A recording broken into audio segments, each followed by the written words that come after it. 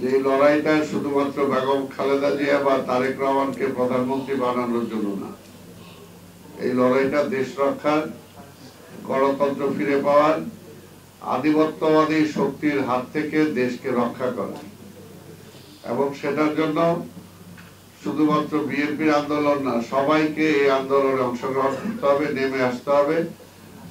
বিভিন্ন পেশার ছাত্র, শ্রমিক, বুদ্ধিজীবী, সাংবাদিক, উঠে মজুর, সবাইকে, অর্থাৎ সবাইকে যখন নেমে আসবে এবং সে নেমে আসার পর সেই অভ্যুত্থানের মধ্য দিয়ে শেখ হাসিনার পতন হবে, এটা বারবার আমরা বলছি এবং সেটাই হয়েছে।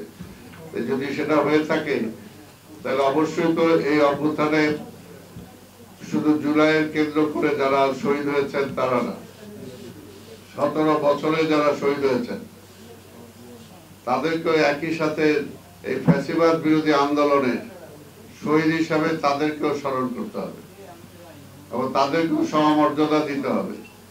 যারা গুম হয়েছে তাদেরকেও সেই মর্যাদা দিতে হবে।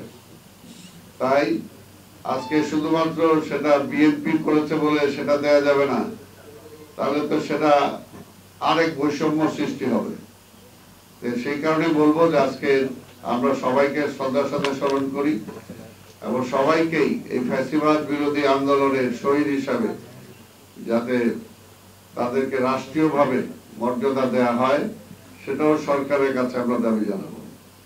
আরেকটি কথা বলবো যে নির্বাচন তো হবেই, এবং যেহেতু আমরা আশাবাদী যে লন্ডনে যে বৈঠক হয়েছে আমাদের নেতা তারেক রহমানের সাথে বর্তমান প্রধান উপদেষ্টা, সেই বৈঠকে তো সিদ্ধান্ত হয়েছে, কাজে এটা নিয়ে তো আর আমার মনে হয় সংশয় প্রকাশ করা আমাদের কিছু নাই। কে কি বললো সেদিকে না তাকিয়ে আজকে ইউনূস সাহেবকে বলবো যে আপনার উপর অর্পিত দায়িত্ব আপনি পালন করেন।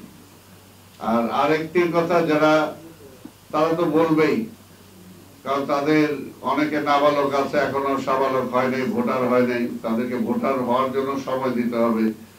আবার তাদের একটা মিশন আছে যে বিএনপি কে যত জনবিচ্ছিন্ন করা যায় তত তাদের পপুলারিটি বাড়বে। এটা তো শেখ হাসিনাও চেষ্টা করেছিল। শেখ হাসিনা 17 বছর ধরে চেষ্টা করেও কিন্তু বিএনপি কে ধ্বংস করতে পারে নাই, বিএনপি কে জনগণ থেকে বিচ্ছিন্ন করতে পারে নাই, বিএনপি কে নেতৃত্ব শূন্য করতে পারে নাই। চেষ্টা করেছে খালেদা জিয়াকে যদি আমরা মেরে ফেলি তাহলে তো নেতৃত্ব শূন্য হয়ে গেল। তারপর খালেদা জিয়ার পরে তারেক রহমানকে আর দেশে আসতে দিব না, তাহলে আর বিএনপি চলবে কিভাবে? কিন্তু দেখেন না, বিএনপি তো চলতেই আছে এবং বিএনপির ক্রমান্বয়ে তার শক্তিও বাড়তেছে এবং জনসমর্থনও বাড়তেছে, যে কারণে শেখ হাসিনা নির্বাচন দেয় নাই। একদিকে বলতো বিএনপি নাই, আরেকদিকে বলতো নির্বাচন কেন দিব, তারেক আইসা দেশ চালাবে এটার জন্য।